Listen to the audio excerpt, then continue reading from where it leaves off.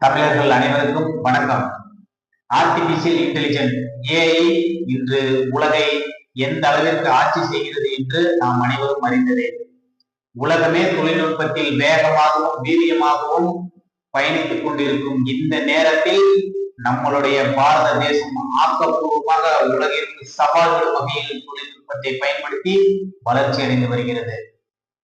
நம்மளுடைய இயக்கத்தையும் கவலையையும் போக்கும் விதத்தில் தமிழுக்கென்று தனி ஏஐ நம்ப முடிகிறதா? நம்பித்தான் ஆக வேண்டும்.